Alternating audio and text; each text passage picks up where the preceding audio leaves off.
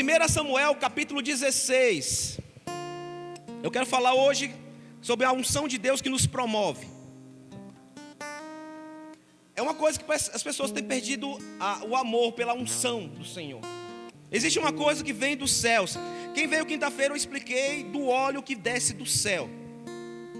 Tem no YouTube já. Existe um óleo que desce do céu. Esse ele é chamado óleo verdadeiro. Ele fala que os outros óleos são falsos. Esse óleozinho aqui não é o óleo verdadeiro. A gente usa para ungir, mas não é o óleo verdadeiro. Eu expliquei quinta-feira que existe um óleo que desce do céu. E esse é o óleo que nós devemos buscar. Se você quer saber como se unge de verdade, é só procurar lá no YouTube, nosso canal. 1 Samuel, capítulo 16. Hoje eu quero falar sobre essa unção que nos promove. Algo que nós devemos buscar. Eu sou do tempo da igreja antiga que as pessoas falam que você tem que buscar unção. Quando você busca unção, coisas maravilhosas acontecem na sua vida. A revolução da tua vida vem através da unção. A unção do Senhor. 1 Samuel capítulo 16. Sinto uma graça tão especial hoje à noite neste lugar. Deus quer nos abençoar. Sinto algo tão especial. 1 Samuel capítulo 16. Vou ler o capítulo todo, não precisava, mas eu tenho que ler todo o capítulo, é maravilhoso. É o episódio onde Davi é ungido como rei, quando era ainda adolescente. Um adolescente. Assim começa o texto. O Senhor disse a Samuel, o profeta: até quando você irá se entristecer por causa de Saul? Eu o rejeitei como rei de Israel. Encha um chifre com óleo e vá a Belém, e eu o enviarei a Jessé. Escolhi um dos seus filhos para ser rei. Samuel, porém, disse: como poderei ir? Saul saberá disto e me matará. O Senhor disse: leve um novilho com você e diga que foi sacrificar ao Senhor. Convide Jessé para o sacrifício, e eu lhe mostrarei o que fazer. Você irá ungir para mim aquele que eu indicar. Samuel fez o que o Senhor disse. Quando chegou a Belém, as autoridades das cidades foram encontrar-se com ele, tremendo, e perguntaram: você vem em paz? Respondeu Samuel: sim, vem em paz. Vim sacrificar ao Senhor. Consagre-se e venha ao sacrifício comigo. Então ele consagrou Jessé e os filhos dele e o convidou para o sacrifício. Quando chegaram, Samuel viu Eliabe, o filho mais velho, e pensou: com certeza este aqui é o que o Senhor quer ungir. O Senhor, contudo, disse a Samuel: não considere a sua aparência, nem sua altura, pois eu o rejeitei. O Senhor não vê como um homem. O homem vê a aparência, mas o Senhor vê o coração. Então Jessé chamou Abinadab e o levou a Samuel. Ele, porém, disse: o Senhor também não escolheu a este. Então Jessé levou Samá a Samuel, mas este disse: também não foi este que o Senhor escolheu. Jessé levou a Samuel 7 dos seus filhos, mas Samuel lhe disse: o Senhor não escolheu nenhum destes. Então perguntou a Jessé: estes são todos os filhos que você tem? Jessé respondeu: ainda tenho o caçula, mas ele está cuidando das ovelhas. Samuel disse: tragam-o aqui. Não nos sentaremos para comer até que ele chegue. Então Jessé mandou chamá-lo e ele veio. Ele era ruivo, de belos olhos e boa aparência. Então o Senhor disse a Samuel: é este, levante-se e unja-o. Samuel então apanhou o chifre cheio de óleo e ungiu na presença dos seus irmãos.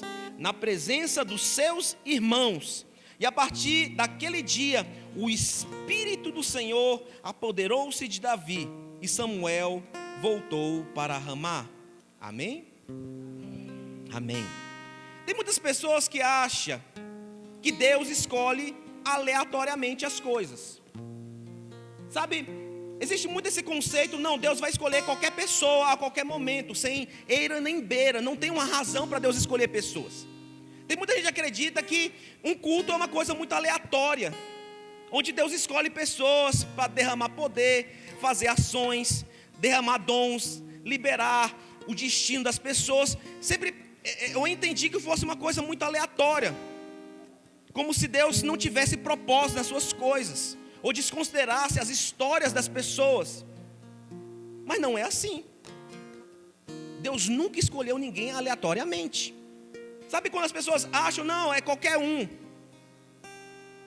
Deus de repente vai achar uma pessoa e vai falar, ela não tem razão, mas não tem uma razão. Isso que eu queria falar hoje à noite. A unção tem uma razão. Não é algo aleatório.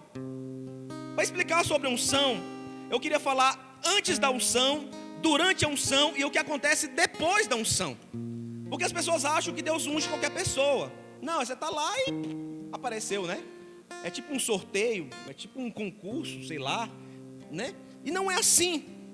E uma coisa que eu falo muito, Deus adora contar uma boa história.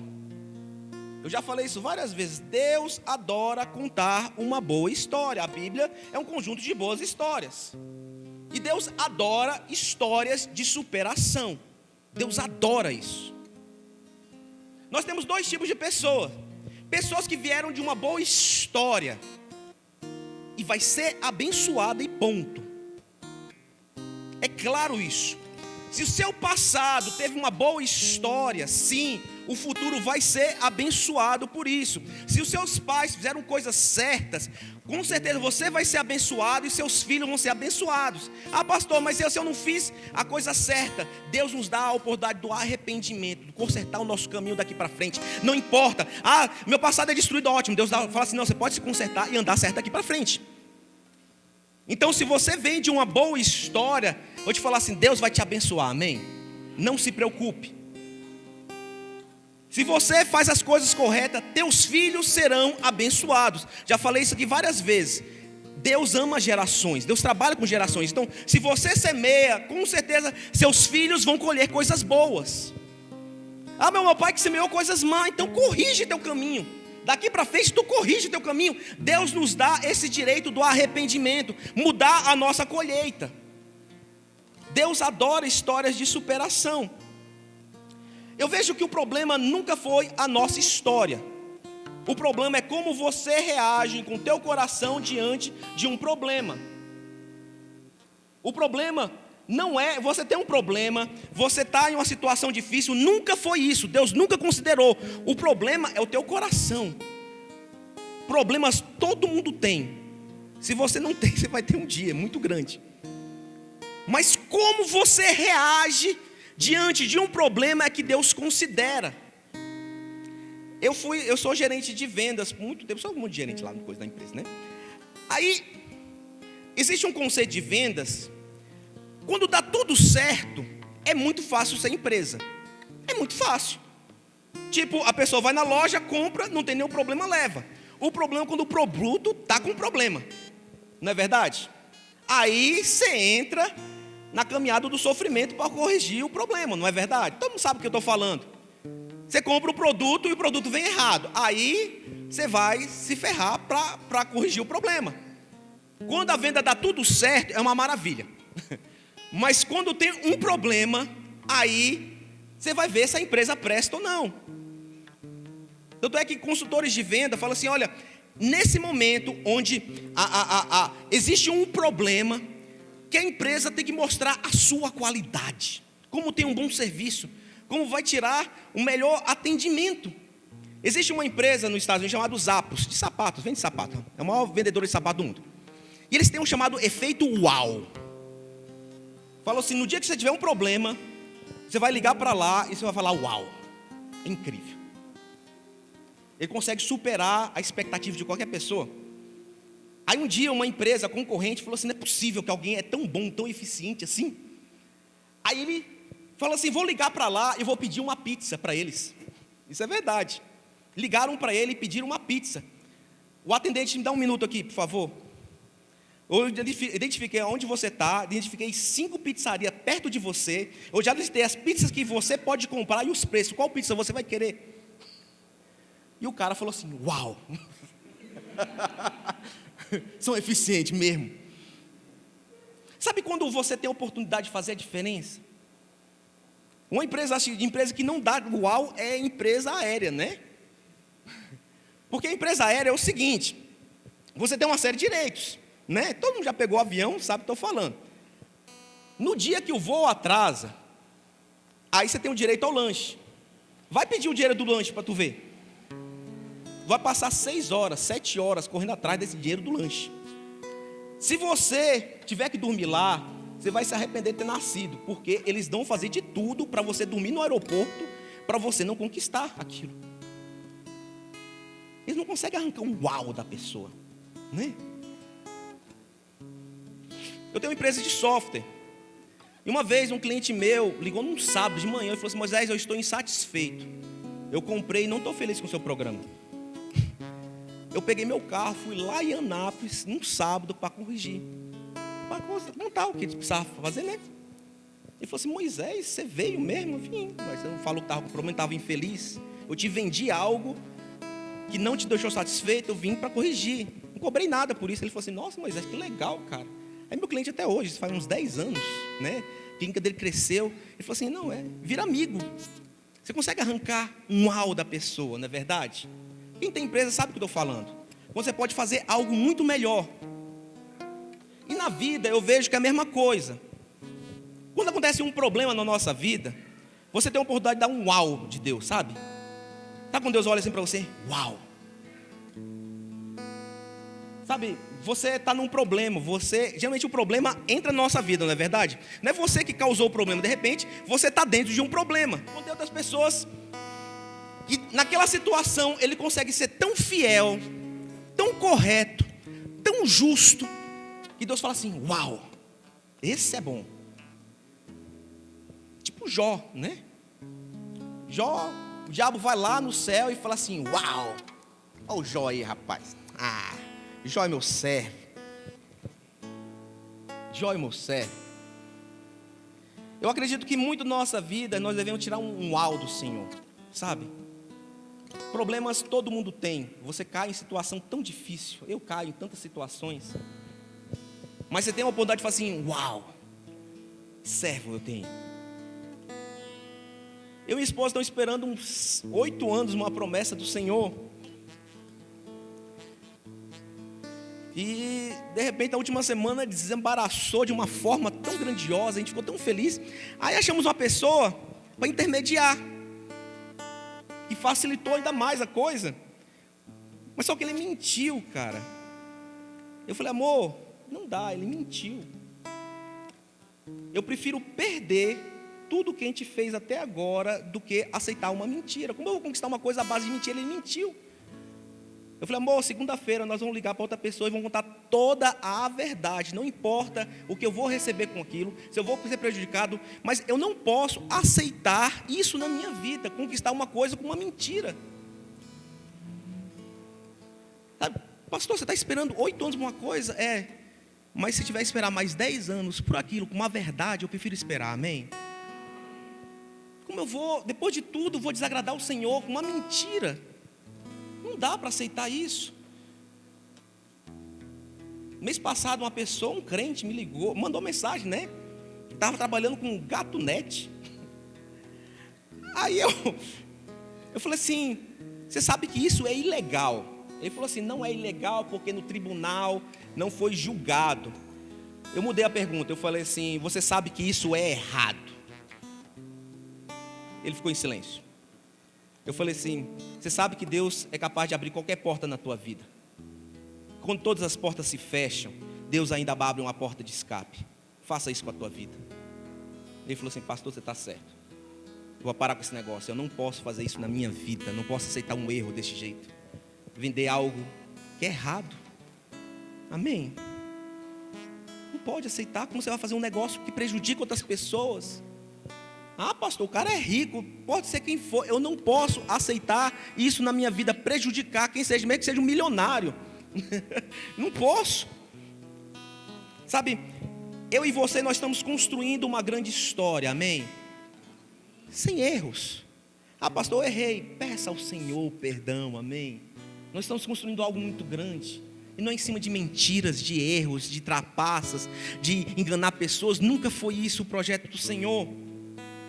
Nesse texto que nós lemos agora, parece tudo muito aleatório. Deus tinha escolhido Saul, E rejeitou e agora achou Davi. As pessoas gostam de colocar como se Davi foi aleatório. Não, não foi, nem Saul foi aleatório. Saul, ele é da tribo de Benjamim, que é da cidade de Gibeá. Aí você fala assim, por que Saul foi escolhido? Saul é descendente de um sobrevivente do massacre de Gibeá. Quem conhece a história, Gibeá desapareceu, foi massacrada. Certo dia um levita estava andando com a sua concubina e passou por Gibeá. E fala que Gibeá tinha muitos bissexuais lá. E quando eles hospedaram em uma casa, eles cercaram a casa e falaram assim, nós queremos ter relações com vocês. O cara era levita, não podia, e falou assim, usem a minha concubina, mas não façam nada comigo. E a história diz que usaram e abusaram da concubina dele, ao ponto de matá-la. Nossa, ficou até acabou o som. Ele, ao ver a mulher morta, ele esquartejou o corpo daquela mulher e mandou um pedaço para cada tribo de Israel, falando assim, olha o que aconteceu comigo, olha o que esse povo cruel acabou de fazer com essa mulher. Todas as tribos de Israel se levantaram, 420 mil pessoas foram em Benjamim, mataram todo mundo, não sobrou ninguém. Depois que o povo matou todo mundo, ele falou assim, que besteira nós fizemos, acabamos com uma das tribos de Israel, uma tribo foi eliminada, até que descobriram que 400 homens tinham fugido para a caverna, veja, 400 homens fugiram para a caverna, então conseguiram, aí piora a história, falaram para esses caras roubarem mulheres, para continuar a tribo. Olha o que aconteceu, as piores, histórias mais negras de Israel acontece isso, e tudo isso foi em Gibeá, onde surgiu Saul. Saul é descendente dessas pessoas, tanto é que quando ele começa, ele falou assim, a minha tribo é a menor de todas, porque é o sobrevivente. Deus queria honrar, porque foi a tribo humilhada, sabe, a história que Deus adora levantar o humilhado, é isso. A tribo foi humilhada, acabaram, mataram todo mundo, Adriana, 30 mil pessoas foram mortas por causa dessa história. Saul, por causa da sua história, foi honrado por Deus, por causa da história dele, Deus abençoou. Tem gente que tem esse tipo de história, foi vítima de um massacre, foi vítima da injustiça. Sabe o que vai acontecer contigo? Deus vai te abençoar. A pessoa veio de uma história triste, sofreu, foi atacada, perseguida, traída. Eu te digo, Deus vai te abençoar. E foi isso. Saul não era bom. Bom era a história de Saul, um sobrevivente. Mas aí ele estraga tudo, né? Eu contei essa história. Samuel encontra Saul. Saul, você vai ser rei. Opa, vou ser rei. Estou feliz, vou ser rei. Saul, é o seguinte, você tem que esperar 7 dias. 7 dias, você vai lá, espera por mim, eu chego, te unjo, está resolvido. 7 dias, Saul, você espera 7 dias? Eu espero 7 dias. Saul chega lá, ele não espera 7 dias, ele mesmo se unge como rei. Começa uma guerra. Samuel chega e falou assim, Saul, o que aconteceu aqui, meu irmão? Ele falou assim, não, eu já me ungi como rei, comecei uma guerra, nós perdemos, fugimos para a caverna. Ele falou assim, rapaz, 7 dias, você não consegue esperar 7 dias por uma coisa? Todo mundo conhece o apressado que come cru, né? Não sabe esperar no Senhor. Daí ele é rejeitado. Rejeitado.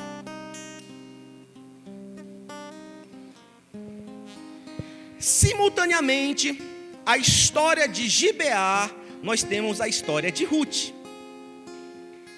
Porque Davi é filho de Jessé.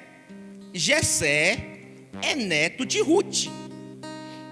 O que credenciou a família de Jessé a chegar ao trono e ser abençoado por Deus foi Ruth. Ruth. E cara, Ruth é de arrancar lágrimas. Ruth é a rejeitada de Deus, ela é uma moabita, não é povo de Deus. Cara, isso é lindo. Elimeleque sai de Jerusalém, a casa do pão, e vai morar entre os moabitas, os rejeitados. Era um tempo de crise. Lá os filhos se casam. Os dois filhos de Elimeleque e Noemi se casam. De repente, algo como fosse uma maldição, mata Elimeleque, mata os filhos dele, e fica Noemi com as duas noras. Está. Sabe, ninguém projetou essa história. Ninguém pensou nessa história. Noemi quer voltar para a sua cidade. Uma das noras falou assim: eu vou voltar, vou embora, não tem nada a ver mais com isso, né? Ele conhece esse tipo de pessoa, não tem nada a ver com isso. Ruth não, eu vou voltar com você, Noemi. E o que tem de linda essa história? Pelo texto fala, Ruth era linda. Ruth era nova. Ruth casaria com qualquer pessoa. Quem é, em sã consciência, que abdica da sua vida para cuidar de uma senhora? Porque Ruth não é que queria viver com Noemi, ela queria cuidar de Noemi. Noemi perdeu tudo.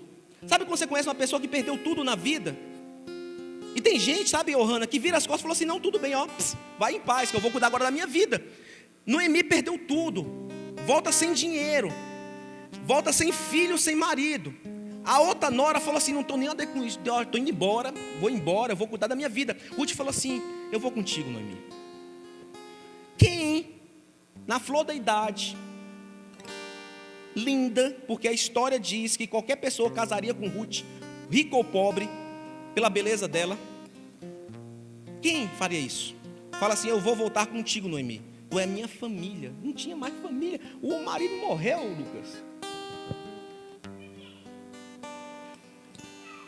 Quando eles voltam para Jerusalém, Noemi fica na casa, ela vai trabalhar colhendo espigas no chão. Quem faz isso? A mulher é bonita, rapaz. Ela poderia casar com qualquer pessoa, ela volta para trabalhar. Porque você tem que prestar os detalhes. Ela vai catar espiga no chão. Boaz olha e fala assim: meu Deus, que mulher bonita, hein? Catando espiga aqui no chão. Vou falar com ela.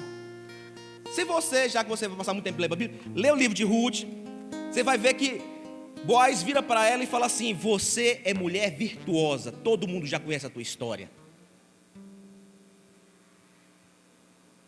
Todo mundo já sabe o que você está fazendo com a sua sogra. Você é top. Você é top, cara. Quem é que faz isso por uma sogra? Você abdicou de uma vida para cuidar de uma mulher idosa. Você está catando aqui espiga no chão. E ele fala assim: que o Senhor te abençoe por tudo que você está fazendo. Mulher virtuosa. É essa pessoa que não era povo de Deus, que era rejeitada, que começa uma história maravilhosa. E é interessante porque quando Noemi vira para Ruth, fala assim: Ruth, você tem mãe, você tem pai, você tem casa, você poderia voltar para casa. Eu não estou entendendo o que você está querendo fazer comigo. Eu estou aqui para te cuidar. Eu vou ficar contigo. Cara, que coração essa mulher tem. Aí Boaz começa a dar trela, né? Boaz já tem uma certa idade. Noemi fala assim: cara, Boaz é nosso parente, ele pode nos resgatar. Deita aos pés de Boaz. Quando ele for fazer a colheita dele, ele vai deitar em cima do feno, ele faz isso. Deita aos pés de Boaz. Ele vai entender que você também quer ele. E ela deita nos pés de Boaz, e Boaz acorda e falou assim: mulher, você pode ter qualquer pessoa nessa terra, você vai escolher a mim? Ele falou assim: você pode nos resgatar. Veja bem, ela não estava fazendo isso por ela estava fazendo por Noemi, porque Noemi seria resgatado, não ela. Ela estava dando uma vida para Noemi, não para ela. Porque quem seria resgatado é Noemi, não ela. Ela estava garantindo uma descendência para Noemi, não para ela. Ela estava fazendo tudo aquilo não por ela, mas por Noemi. Boaz falou assim: nossa, mas tem um resgatador. Por que é o resgatador? Se todos os homens de uma família morressem, o parente mais próximo poderia resgatar, colocar ela como mulher dele. Então, Ruth estava fazendo tudo aquilo para que Noemi fosse esposa de Boaz, não ela. Você consegue entender isso? Ela estava abdicando da sua vida, da sua beleza, que ela poderia ter, mas ela estava fazendo tudo por outra pessoa, uma senhora, que estava pobre, não tinha nada para dar para ela. Aí Boaz falou assim: nossa, existe um outro resgatador que está na fila. Ele vai lá, ele resgata Noemi e todas as propriedades do marido dela, ele paga caro. Aí já vem o outro lado. Que homem maravilhoso, esse é um homão, né? Ele poderia falar assim: não vou mexer com uma mulher dessa não, né? A mulher já vem com a sogra, eu tenho que morar com a sogra já junto, né? Olha que homem, que cabeça. Ele resgatou Noemi, uma senhora idosa, para ser sua esposa, para dar descendência para ela, para que aquela família dela, a família de Elimeleque, ainda tivesse descendência, porque se ele tivesse um filho, seria considerado descendência de Elimeleque, não seria descendência dele. Ele compra todo mundo, justamente. Ele vai na porta da cidade negociar com a pessoa que tinha direito, ele consegue todos os direitos dela, e se casa com ela. E tem um filho, o pai de Jessé. Meu irmão, que história eles têm? Jessé é descendente de Ruth, a moabita que fez essa façanha incrível, maravilhosa, e Boaz. Eu vejo assim, sabe quando a pessoa era reprovada e mudou para aprovado? É a história de Ruth. Aprovada com A maiúsculo, né? A mais. Jessé é neto dela. Quando Deus vai escolher Jessé está considerando toda essa história. Falou assim: rei vai ter que ser descendente de Ruth. Quem pagou um preço? Quem amou de verdade? Quem construiu uma bela história? Foi ela. Agora é a descendência dela que vai receber. Samuel vai na casa de Jessé. Jessé tem quantos filhos? 8 filhos. Qual é o direito de receber a honra, Adriana? É o primeiro, não é verdade? Se você for lá no texto, ele tem 8 filhos. Aí vem o primeiro, Eliabe. Era para ser a história do rei Eliabe, amém? Mas o que aconteceu? Ele foi um cara bacana, Lucas? Foi rejeitado. Tem muitas pessoas que acham que Deus olhou na hora e falou assim: estou rejeitando. Não era isso. Deus só rejeita alguém que um dia foi considerado. Deus analisou a história dele. Falou assim: não pode ser. Todos nós temos a oportunidade de fazer o que é correto, mas deixamos de fazer. Por isso a gente fala: não prejudique ninguém. Pague o que é correto. Faça o bem na terra. Não seja injusto. Volte. Errou contra alguma pessoa, você prejudicou? Volte atrás, recupere, porque um dia a sua história vai ser considerado. Sabe quando Deus falou assim: eu rejeitei, ele deixou de fazer o que era certo. Ele está mentindo. As pessoas muito acham que é um culto, é hoje à noite. Deus vai decidir hoje à noite se é o certo ou errado. Não é isso.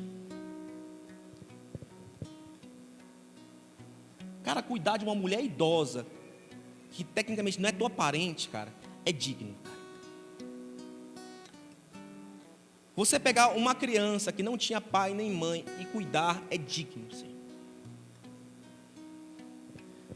Você receber ofensas e escutar calado, isso é coisa de gente digna. Você ser traído e não querer a tua vingança, isso é coisa de gente digna. E Deus está vendo tudo isso. Deus está vendo. As pessoas tentam prejudicar a gente de todas as formas e você não ataca, você não contra-ataca. O que você faz na Bíblia? A Bíblia faz abençoa. A pessoa te amaldiçoa e você abençoa. Isso é coisa de gente digna. Mas você fala, pastor, ninguém está vendo. Deus está vendo. Cuidar de uma mulher idosa, como ela fez, é coisa de gente digna. Pastor, mas ela está cheia de defeito. Poxa, mas é isso que importa. Sabe, você encontrar uma pessoa que precisa e você ajudar de verdade. Não é pelos holofortes, não é para chamar a atenção, mas você fala assim, cara, eu tenho que honrar a Deus dessa pessoa. É quando você não tem dinheiro, mas você honra o Senhor ainda, né? Eu já contei essas histórias. Tem gente sem condição nenhuma, mas eu quero honrar, eu venho para o culto para honrar, sem dinheiro nenhum. Tem gente que paga para vir para cá, sabe? Eu quero honrar, eu quero fazer o que é certo. Isso é coisa de gente digna. Seja justo. Tem alguém te atacando? Ore ao Senhor. Não contra-ataque. A Bíblia afirma, não leve ninguém para a justiça. Foi prejudicado? Fique com seu dolo. Mas não faça isso contra alguém. Tem alguém te atacando? Ore ao Senhor, não contra-ataque. Nós vivemos em um mundo onde existe dois lados para algumas pessoas. O lado dela, que é sempre certo, e o lado do outro. Ou seja, o que ela faz é considerado certo. E o que o outro faz, se for contra ela, é errado. Não. Mesmo que você está fazendo o errado, volte atrás e peça perdão. O importante é estar do lado certo. Mesmo que está sendo prejudicado. Nós somos tanto prejudicados. Eu sou do tipo que paga a conta. Sou prejudicado, mas prefiro fazer o que é correto. Sabe por quê?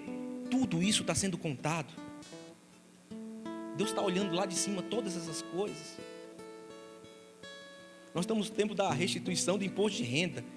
Não burle o imposto de renda. Pague todo centavo que você tem que pagar, mesmo que não receba nenhuma restituição. Ah, pastor, mas é um dinheirão que o governo vai ficar. Deixa para o governo ficar. Não seja corrupto. A corrupção nasce no lar. Nós estamos no tempo da política. Uns candidatos mandaram mensagem, pastor, vamos fechar, né, pastor? De apóstolo a pastor, bispo, né, todo mundo quer.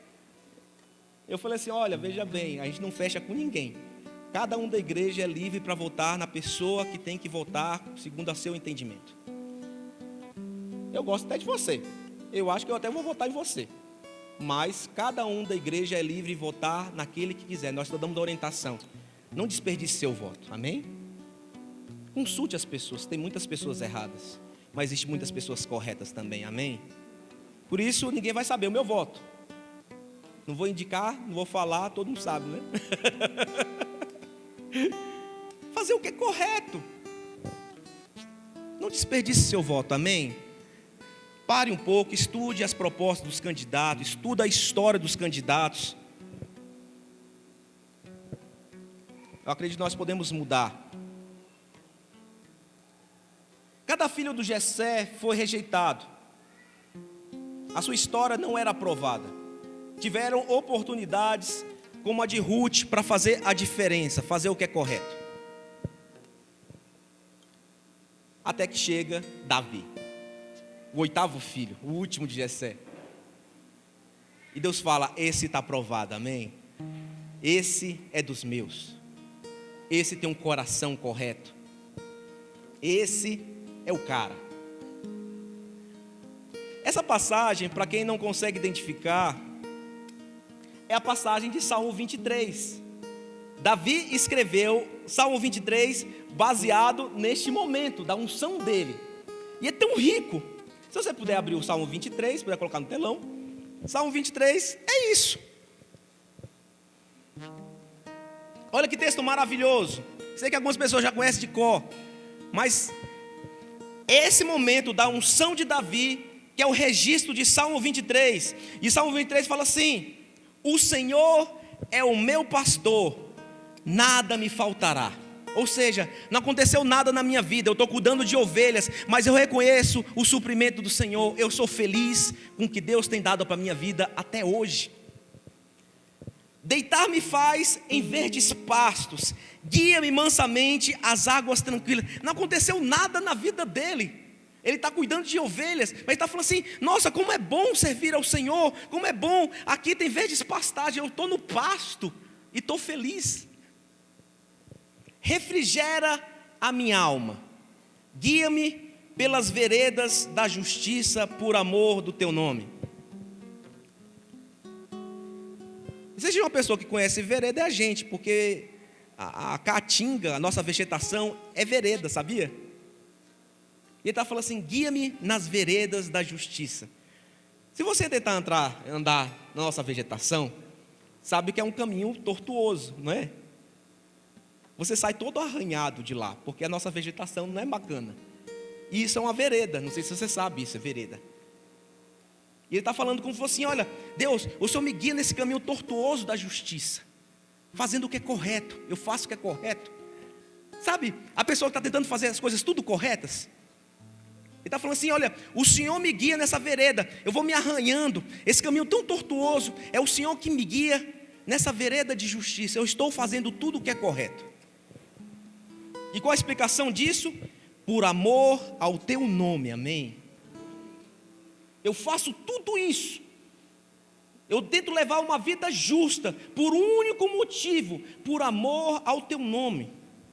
Ele tenta, não quer dizer que a pessoa acerta todas as vezes, mas eu estou tentando fazer o que é correto. Eu estou tentando fazer o que é correto.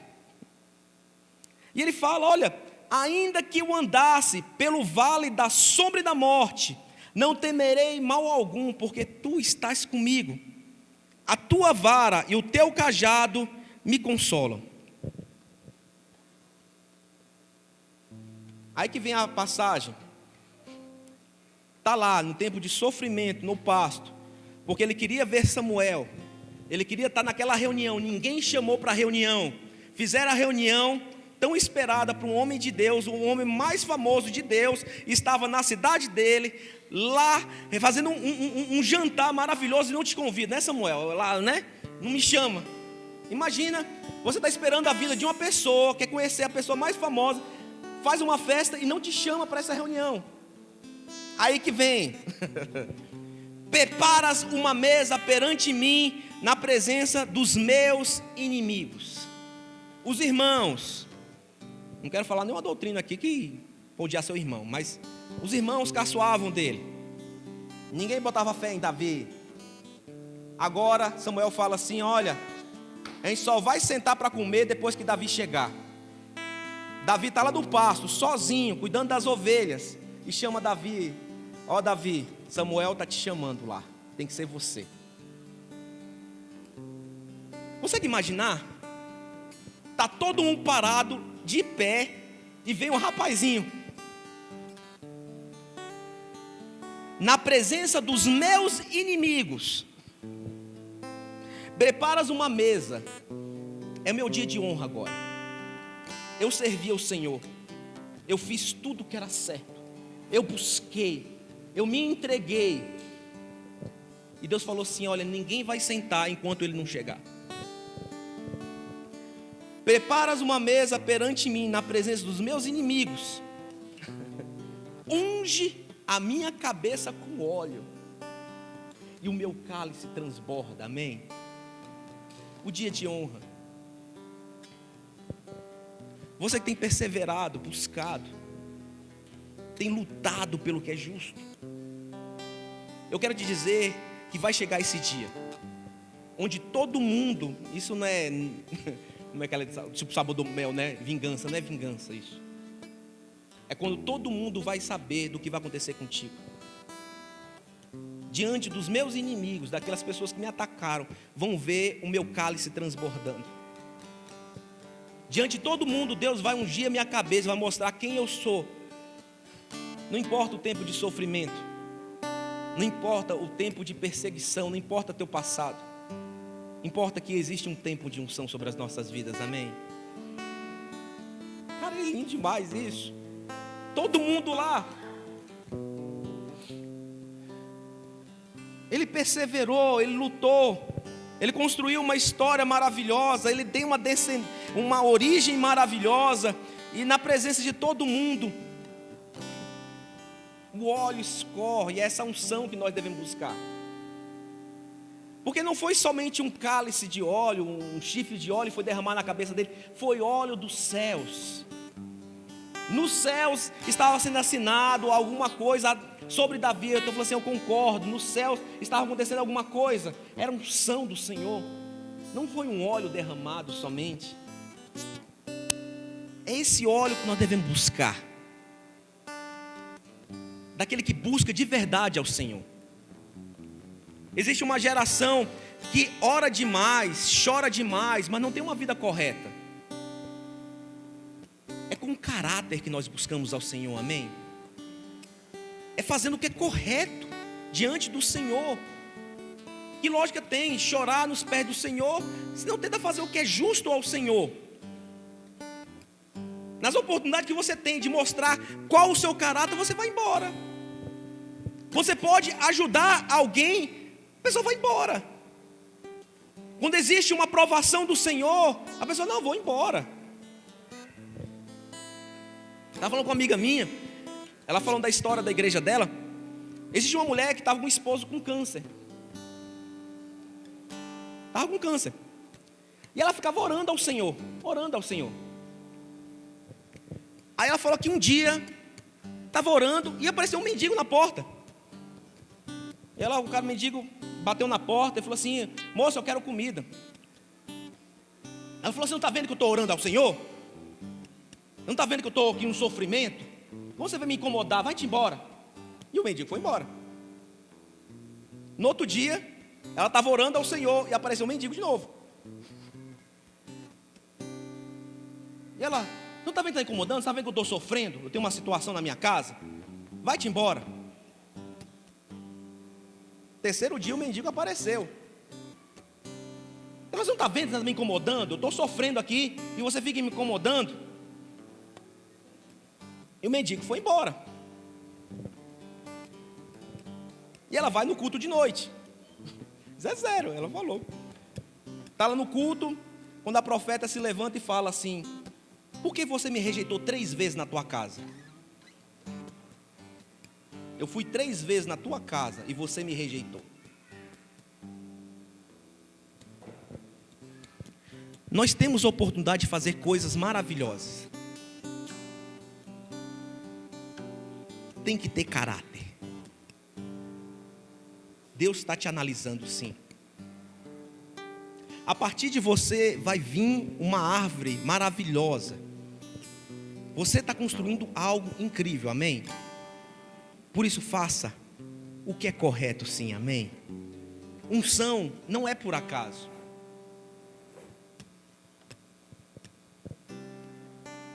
E Davi foi ungido. Recebeu o óleo. Sabe o que aconteceu no outro dia? Nada. Ele foi dormir e acordou do mesmo jeito, sabe, Isaac? O Padre Chester, do século XVIII, explica muito bem isso. Eu adoro essa historinha. Já contei tantas vezes essa historinha, mas é bom contar. Ele conta a história do navegador inglês. Existia um navegador que queria conhecer a África, os mares do sul. E ele pega o barquinho dele e vai rumo à África. Naquele tempo chamavam os mares do sul. Mas só que na trajetória, o barquinho dele perde o rumo, volta, e ele volta para a Inglaterra. Ao atracar na terra e olhar para a terra, ele achava que estava na África, mas estava na Inglaterra, de onde ele saiu. E ele fala assim: nossa, aqui a grama dos mares do sul são as mais verdes. Aí ele vê uma árvore lá com maçã, ele pega a maçã e come, e ele fala assim: nossa, os frutos da África são os mais gostosos. Mal ele entendia que estava no mesmo lugar que ele saiu. E o padre Chesterton explica isso, que é exatamente cristianismo. No momento que você aceita Jesus, você vai ter todo esse movimento de Deus. Sabe o que vai acontecer depois de você aceitar Jesus? Nada. Você vai para casa. Mas no outro dia que você acorda, você vai tomar o seu café e fala assim: nossa, esse café está tão gostoso. Você vai ver seus filhos e fala assim: nossa, meus filhos são tão maravilhosos. Você vai olhar para a tua esposa e falar assim: nossa, a minha esposa é tão maravilhosa. Que vida que eu tenho, que Deus me deu. Isso é cristianismo. A mudança que nós temos não é por fora, é por dentro. Amém? Quando a Bíblia fala que você vai comer o melhor dessa terra, é o mesmo fruto, mas tudo vai ter mais sabor para a sua boca, sabe? Você fala assim: nossa, que vida que eu tenho, como é maravilhosa. A mudança que nós temos, quando Deus derrama unção na nossa vida, não é externa, é interna. Você vai morar na mesma casa, você vai ter o mesmo trabalho, você vai ter a mesma vida, mas tudo vai ter mais sabor, amém? Mais sabor. Davi recebe o óleo e vai dormir, normal. No outro dia ele vai cuidar das ovelhas, normal. Até que um dia aparece um urso. E é engraçado que o texto diz, não é que o urso veio e ele enfrentou o urso. O urso pegou uma ovelha e foi embora, e ele foi atrás do urso, Norma. O cara era valente.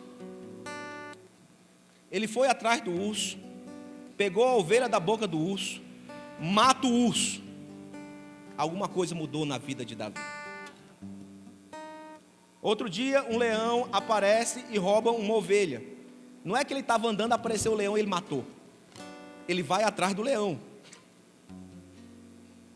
Ele fala que ele pega na juba do leão. O cara era valente. Ele pega na juba do leão, sacode o leão e mata o leão.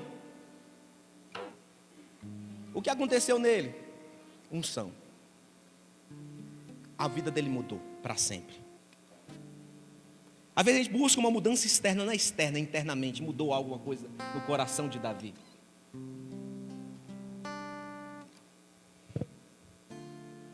O rei fica atormentado por espíritos e fala assim: eu preciso de um tangedor. Chama Davi. Davi toca o seu instrumento e o espírito que atormenta Saul vai embora. Sabe o que é isso? Unção. Tocou, o espírito não aguentou. Unção. Por isso eu adoro um tangedor ali, ó. O poder da unção. É a unção que há sobre o ministro de louvor.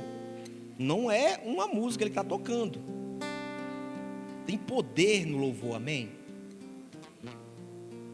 Toca corações. Existe uma manifestação de Deus no louvor. Aquilo é unção, não é qualquer um que faz isso. Eu não sei você, mas a Adriana estava cantando e eu chorando aqui do outro lado. Isso se chama unção, autoridade espiritual.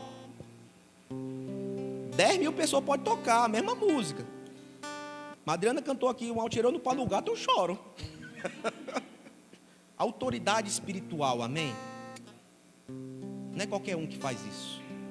Tem que ter unção, chamado. Davi toca o seu instrumento diante do rei, e o espírito imundo vai embora. Por isso eu acredito que não tem espírito que entra aqui. Tem uns que bate aqui e vai embora.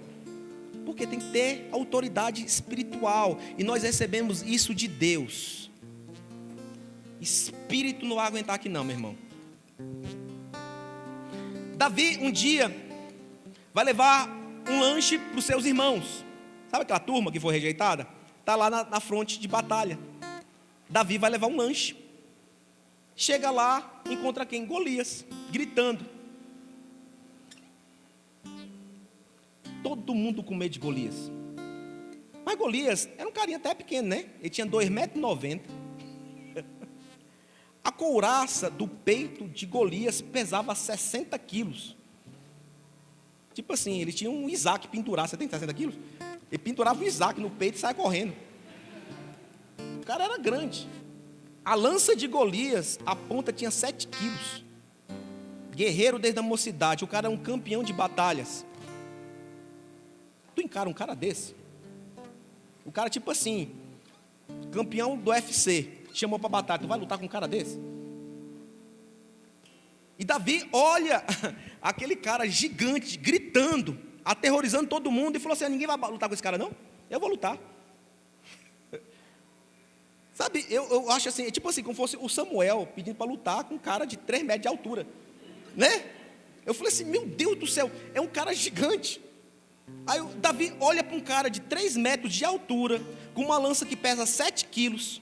O cara, não é que o cara era desengonçado, o cara era um campeão de batalha, ele corria, lutava. Era lutador, cara. O cara tinha escudo, tinha tudo, o cara era campeão. Não consigo nem imaginar um cara desse tipo, né? O melhor daquele tempo. E fala assim: eu estou desafiando, quem quiser lutar comigo, vem lutar que eu vou ganhar. E Davi, um adolescente, acho que ele tinha batido uns 20 anos, falou assim: eu vou lutar com isso. Sabe o que é isso? Unção.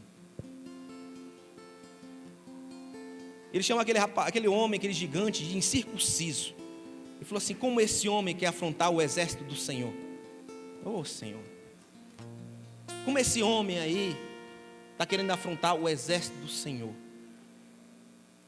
E o mais interessante é o que acontece depois, que todo mundo concorda, falou assim: eu acho que é o Davi que tem que lutar mesmo. Não sei se era medo de todo mundo, mas eu acho que foi um convencimento de Deus. Deus tocou o coração daquele povo tudinho e falou assim: eu acho que é o Davi que tem que lutar. Não é sem lógica, um rapaz franzino, bonitinho, do olho azul, cabelo ruivo. Foi menosprezando o cara não, né?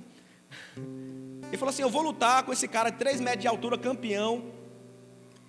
Eu que nunca lutei uma batalha na minha vida, eu que não sou guerreiro. E levam ele para Saul, o rei, que não reconhece ele, porque era o tangedor dele. E falou assim: você quer lutar contra o Golias? Eu vou lutar e eu vou vencer. Qual é o pagamento aí? Eu falo o pagamento, né? Você fala o pagamento. O pagamento, sabe, Lucas, era 3 coisas. Você vai ficar rico, você vai poder pegar uma filha do rei e vai ter isenção do imposto. Eu fiquei pensando, se fosse no Brasil, só isenção do imposto, ia ter fila para matar Golias, né? E falar assim: olha, se você vencer Golias, vai ter isenção. Rapaz, eu sou o primeiro. Ele falou assim: não, é isso, eu quero meu prêmio sim. Davi fica de frente de Golias. Dá para bater quase no teto, cara. A gente tem 4 metros de altura, isso aqui, quase, né? Cara, 3 metros de altura, todo armado, couraça de bronze no peito, 60 quilos, escudo. E vem o Davi com a pedra e a funda, e um pedaço de pau. O cara vai com pedra, pau e uma funda. E Golias falou assim: é isso aí? Você vai me vencer com isso aí? Não bastasse isso, Golias se levanta e fala assim: eu vou vencer. E começou a invocar demônios.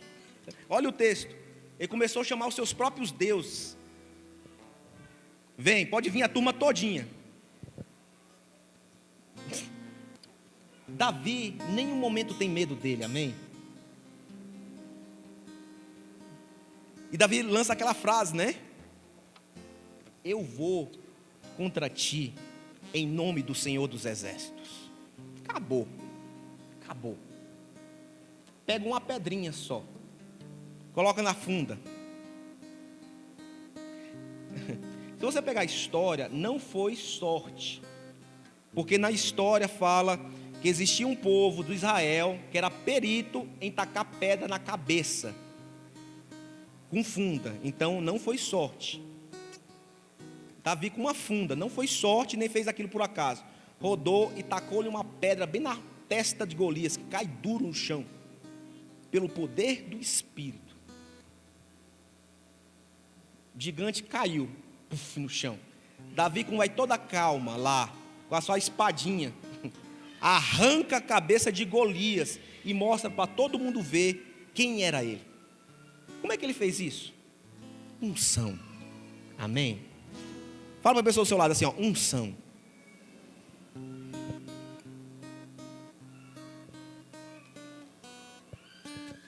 Nós precisamos buscar unção, amém?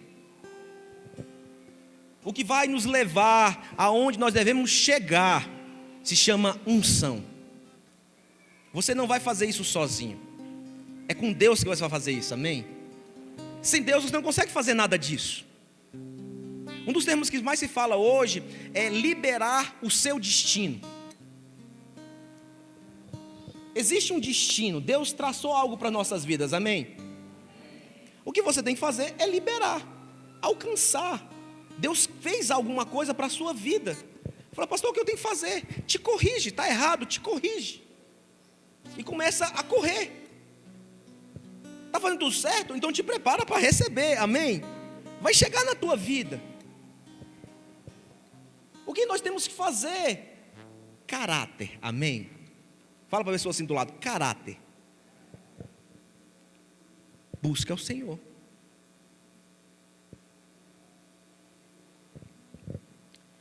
A história de Davi não é um acaso. A história de Saul não foi um acaso. E eu quero te dizer, a tua história não é um acaso. Pastor, minha vida está tão difícil, eu sei, a nossa vida está tão difícil. Mas use o que você está vivendo para mostrar o caráter que você tem. Pastor, a minha vida está um vendaval. Sim, pode estar um vendaval, mas você pode corrigir. E vai mostrar para Deus quem você é. Você tem um cenário negativo para transformar em positivo. Para mostrar quem você é de verdade.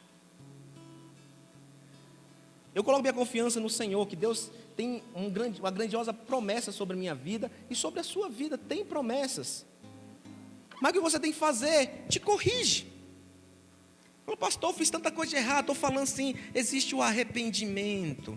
Não é isso aqui, é daqui para frente. Deus, eu quero fazer o que é correto. E você consegue muito mais pontos do que a pessoa que nunca fez nada de errado. Parece uma coisa meio injusta, né?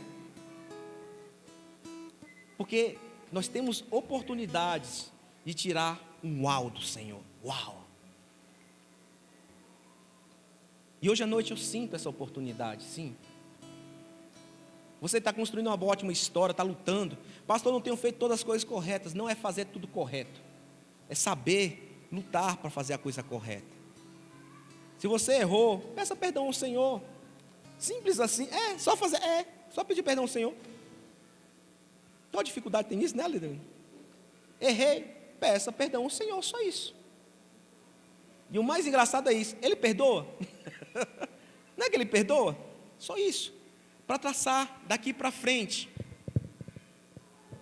Porque precisamos dessa unção, você precisa dessa unção.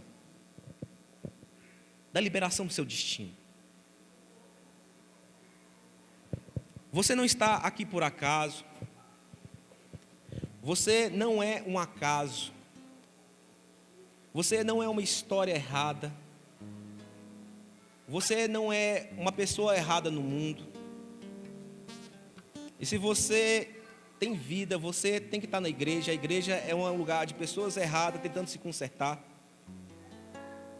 Qual a diferença de uma pessoa no mundo e uma pessoa na igreja? A pessoa na igreja é aquela que reconhece que está errada. É isso. Eu estou tentando me consertar. Todo mundo está lutando para se consertar, para se encaixar. Eu tenho falado muito isso. A nossa próxima geração vai ser poderosa no Senhor, amém? Vai ser poderosa no Senhor. Queria que você baixasse a sua cabeça.